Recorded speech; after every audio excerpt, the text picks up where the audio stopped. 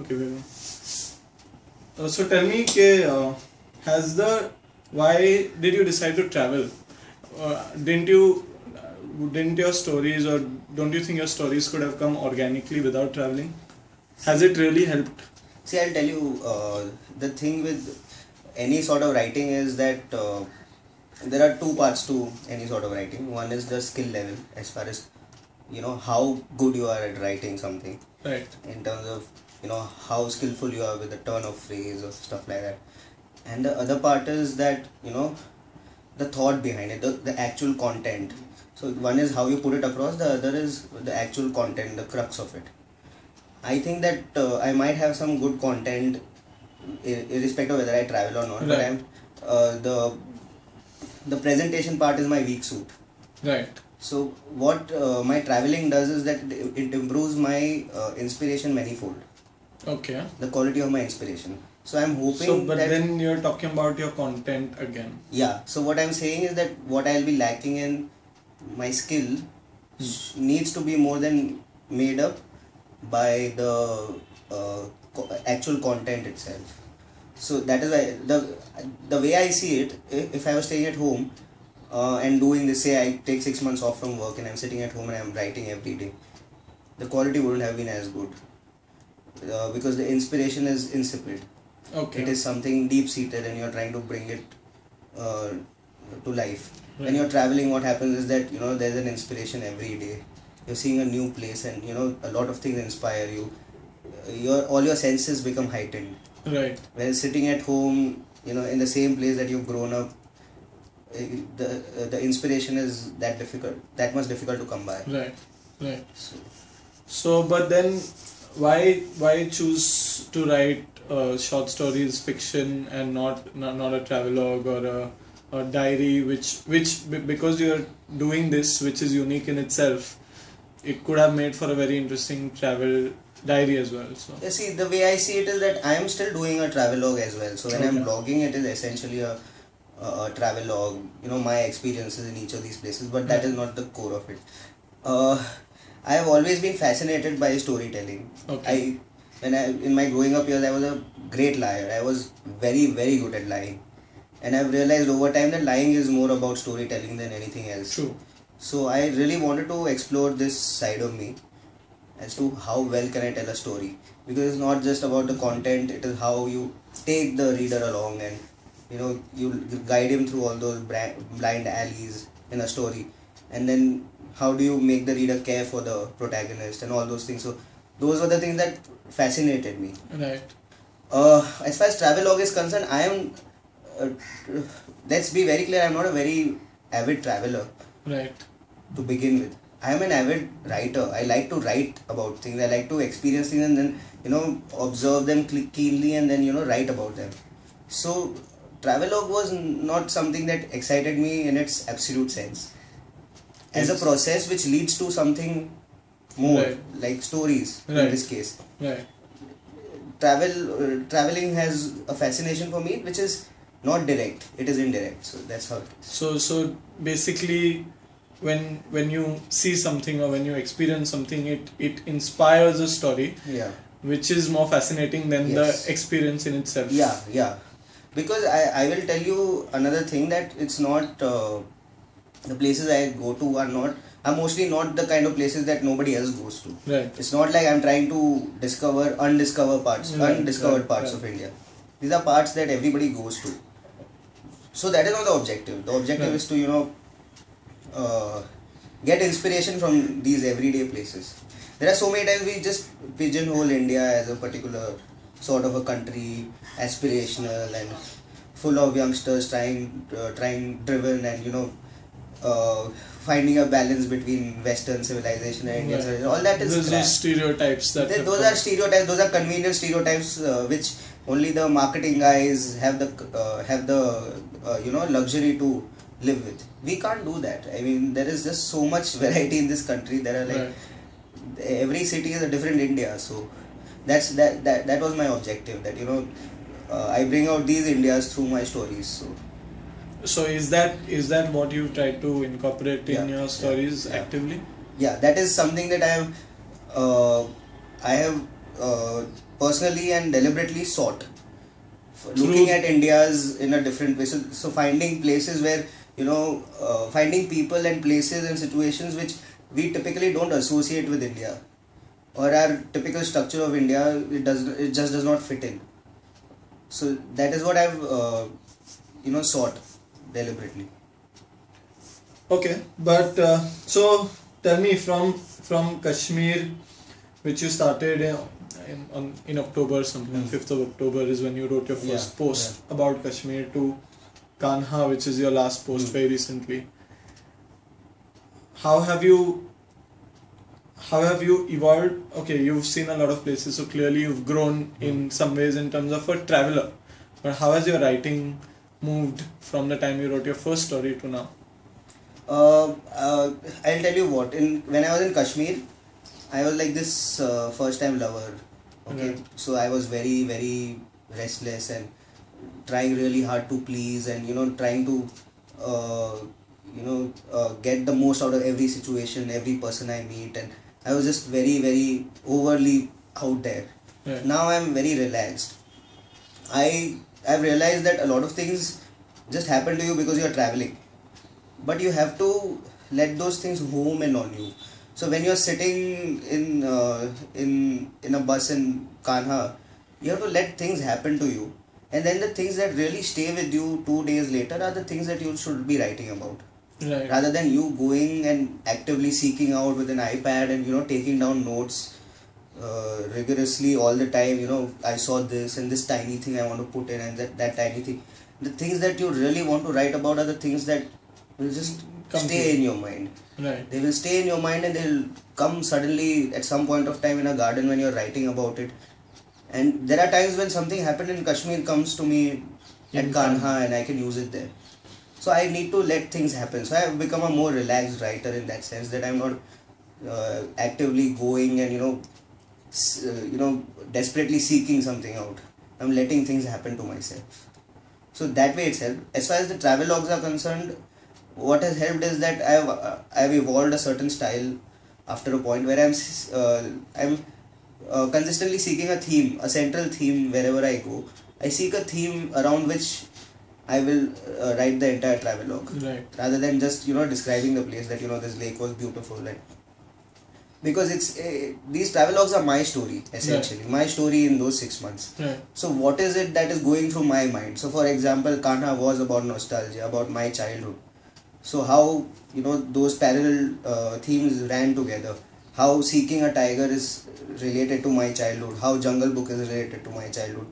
And there are things happening in outside the world also which are related. So Sachin Tendulkar retiring at that time has an impact on the story. So those things happen. So I'm saying that I have stopped worrying about.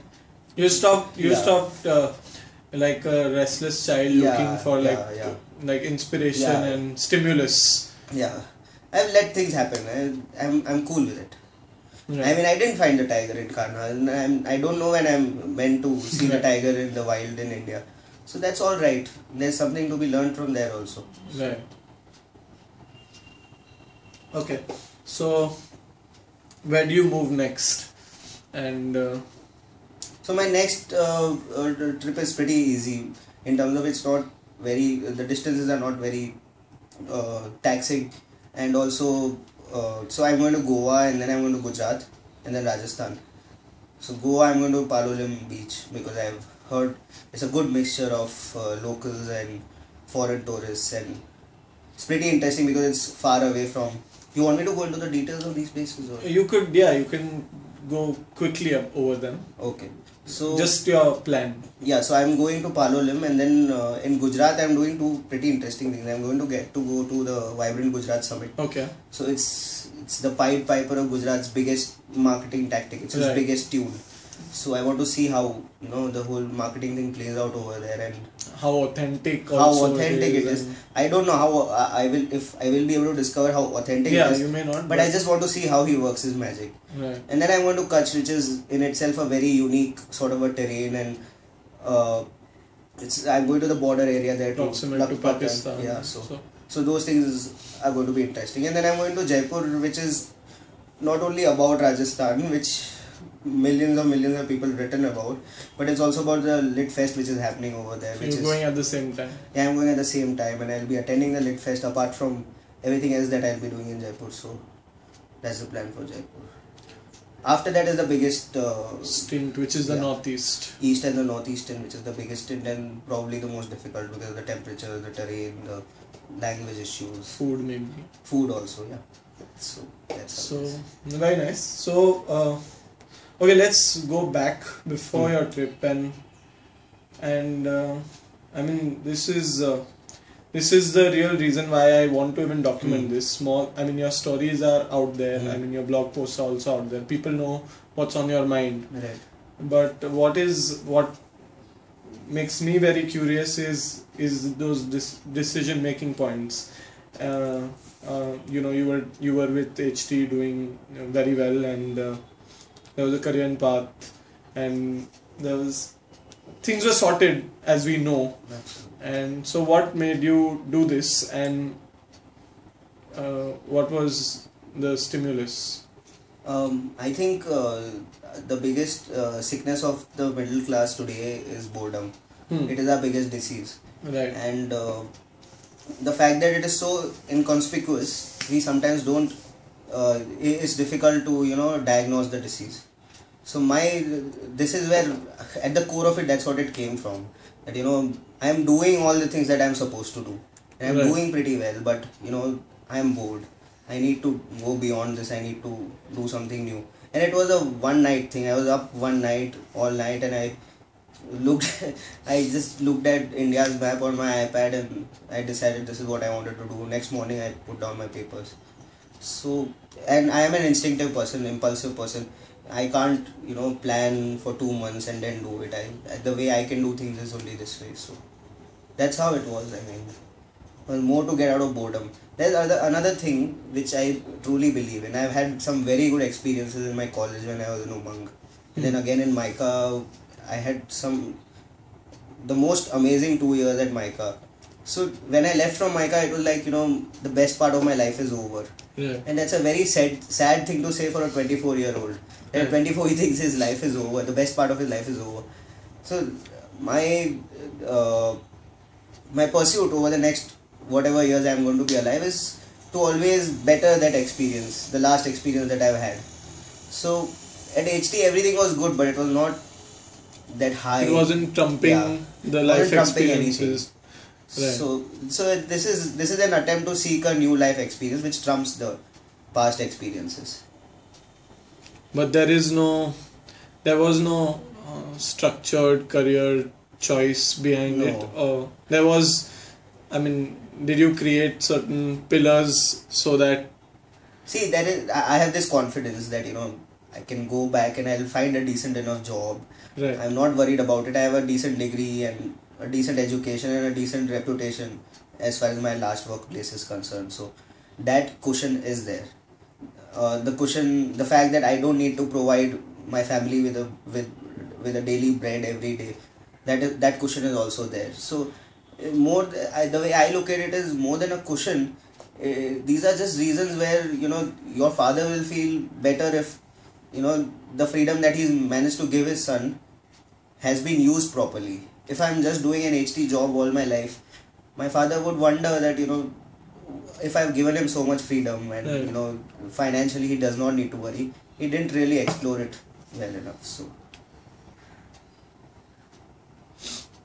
But why writing? I mean, you could have. Was that a childhood passion that you've realized you wanted to pursue, or it could have been some other job? It could have been a business. It could have been various things.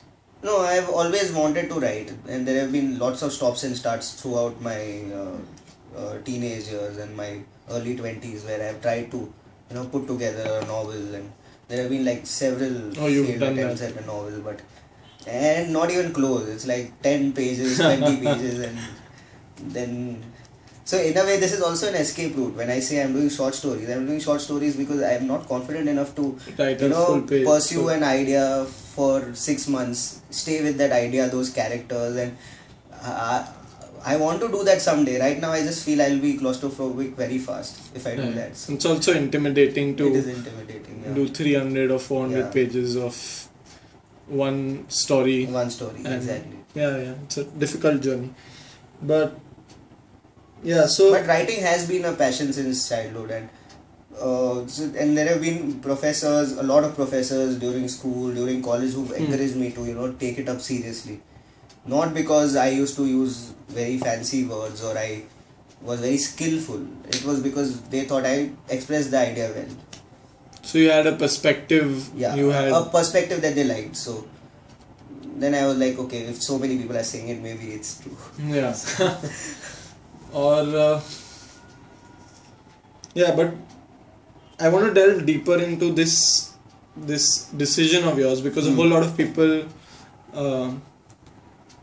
in similar places always keep seeking an artistic expression or a new venture, or but for a whole lot of reasons, and a big reason usually is financial instability, or this whole notion of stability that is very seeped into at least the Indian middle class. Yeah. That what will happen if this always need for a fail safe. So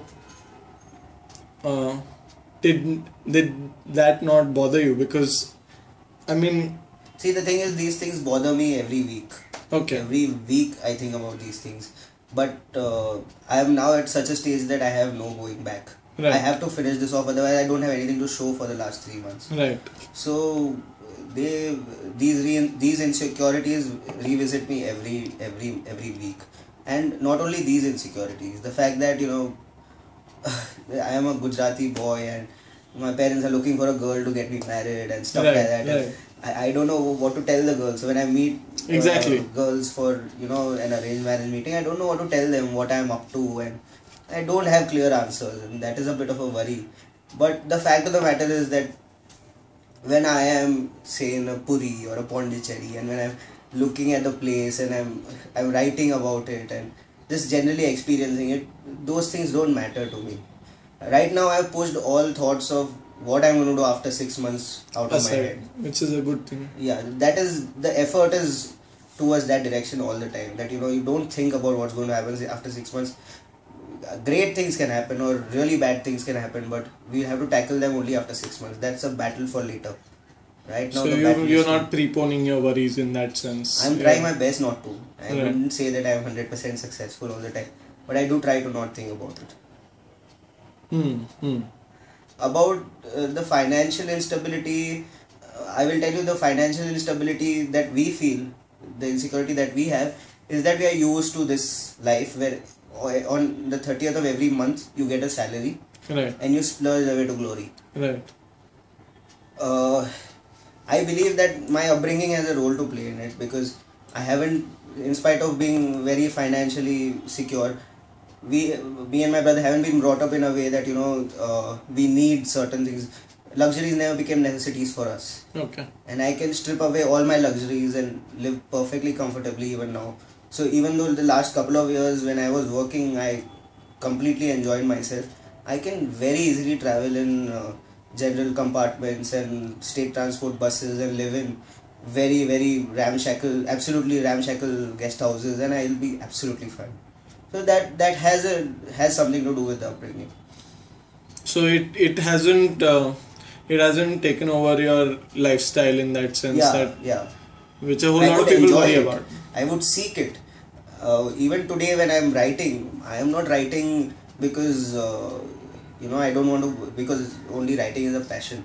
I'm also writing because I think I have an ambition as a writer that I'll sell X thousand, X lakh books someday, Right, and I want to be rich and I want to own a big house and stuff like that. So all those things I'll aspire to, but I don't need them now. I can live without them if it Yeah. is towards an end. so I mean the end clearly has been driving you more than so that's the thing, right? A whole lot of people can't make the leap, I think, is because they can't trade off their lifestyle which is I don't know, because of the amount of money especially B school graduates from reasonably good schools earn, it seeps into their daily life. And yeah, but it's because they are not willing to sacrifice their current lifestyle. Right. That I also think they are going to suffer in their future lifestyles. All these B school yuppies that you're talking about, they'll have very good lifestyles right now. But what is going to happen 10 years later when you need to buy your own property and you'll need to take care of your family and you'll have kids? There is only a certain limit as to how much a corporate job is going to get you to. Yeah. So I think that's just myopic thinking. You're thinking short term and you want to enjoy this time because you're single and you don't have responsibilities. You're in a new city with friends. You want to. I understand where they come from, but it's just a matter of choice. I chose not to worry about it.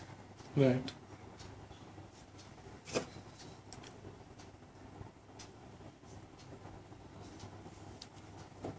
Okay, so now back to writing as how do you approach writing? So when you're writing your stories, how do you have any specific template that you use to create stories, or do you just let it flow? How are you as a writer? I want to explore more of the writing. I am very, very haphazard as a writer. Okay. I don't have any structures as such. I worry about a couple of things. I worry about there should be a relatable central conflict to the story. That there should be a central conflict that not only someone can relate to, but also it should be sizable enough for someone to be emotionally invested in it. And the second thing I worry about is the tempo of the story, because in a short story what happens is that unlike a novel, a novel is like a test match. There can be ebbs and surges, millions of ebbs and surges, and there will be a lot of subplots also to it. But in a short story, you have to you can have multiple tempos, but you'll have to keep a vice-like grip on the tempo at all times. That you should be knowing what you're doing with the tempo, and the change in the tempo also communicates something to the reader. Right. At a subconscious level, the reader he'll not go into the technicalities of everything, but he will understand. He understands subconsciously if there is a change in tempo and why there is a change in tempo. So these are the two things I care about. As far as protagonists are concerned, and the flow of the story is concerned, sometimes it's non-linear. So you start somewhere and then you end in between, and then you go in the beginning and stuff like that. Those things I don't worry about. The other thing I keep trying is, I try to use new formats. So I've done one story which is completely about blog posts, which is just a series of blog posts about a person. Wow. Then I've done a story where a kid is narrating a story, like To Kill a Mockingbird. Right. But so what happens there is that you have to communicate the enormity of the situation, but in the vocabulary of a kid. Right. So the vocabulary is limited, but you can't sacrifice the quality of the story because of that. So it becomes a different sort of a conflict that you have to fight internally as a writer. So that is something that excites me. I have also realized that there are some genres I am easily comfortable with, and they come easily to me because of the sort of person I am. So if it's a sort of a drama or a love story, I'm very comfortable with it. But when it comes to writing, a murder mystery, then it is not that something that comes comfortably to me. So I've still done those things. I've tried to write a murder mystery where I've explored something which is not very easy for me personally. Right. So you have to keep trying. I mean, I've learned something from that which I'm using in other stories. Another story. That's as far as my writing is. But I'm very haphazard. So do you make because I'm in my website. I mean it's I write too, and so it's going on my website, and there might be other writers who might be interested in just the idea of how to tell stories, including myself. So what I tend to do is I tend to create a rough plot first. So I do like a sketch. Storyboard sort of. Yeah, like a storyboard, and it's very ugly, and then I spend a lot of time in polishing it, and So how do you approach it? Do you also first rough your story out and then write it in one go? When we were in school, we used to have these story writing things in our English exam papers. Okay. So what they would do is they would write key plot points with separating them with dashes. Oh yes. That's what I do. I write some 50-60 words on how the story is going to flow, and then once that is completed, that is linear though. that is absolutely linear. Then I decide on all the other variables, and then I just start writing. I just write, and I write in a flow. So I write for like 8 hours or so At one go. at one go. So when I'm writing, I'm not doing anything else. So 8 hours I'm just writing. So on a particular day, I wake up and I start writing, and then by evening it is done. So actually, the writing is only one day. Okay. But do you stay with your plot for the week while you're traveling? That's the thing. So I write it only on the last day. On the absolute last moment, I start writing the story, because even though the plot is chalked out, there are some details that you keep wanting to put in. So I'm a very visual person, because for me, more than books, cinema inspires me more. So when I'm thinking of a story, I'm thinking of a film. And there are times when even Amitabh Bachchan and Shah Rukh Khan are acting in it in my head. So I look at the whole film, Okay. and then I keep putting things together and putting tiny details into it as in when I notice something around me. So you will realize that more than paper, everything is happening in the head as far as I am concerned. So, but you make notes throughout the week and then... No, I don't make notes. Don't make I notes. just do that story thing. That's it. That's it. I don't make notes. It's everything in the head. I used to make notes when I started. The first 2-3 places I did make notes, but I realized that over time I realized if something is really that remarkable, it will stay in my head. So I'll have to trust my instincts on that rather than putting everything down. So that's that. That sounds good. What else was there? I think one other question that stayed with me was, and it's something we've discussed also, that, I mean, you're writing something, do you disconnect from the end that it's going to be a book that you're going to come out with? Are you completely disconnected from that obvious reality, and are you only focusing on your writing right now, or do you also worry about reaching out to people and creating a little that is why me and my friends, what they've helped me do is start this travelogue thing, which is published every week. Right. So that I worry about, that enough people are reading it, I'm sharing it in the right forums, and enough people are sharing it further, and whatever way I can help it out. Right. But as far as the stories are concerned, I don't think about what are the target markets, Nothing on that. what are the publisher trends, what are the readers reading these days, and what would be an ideal market. I would go so far as to say I haven't even worried about censor yet. So there are stories which might be a little iffy about religion and family values and stuff like that. So I haven't thought about them. Right now I'm writing the best that I can. So something my boss said, it's a labor of love rather than being a planned project sort of a thing. So that's how I'm looking at it. okay. So I think that's about it. We'll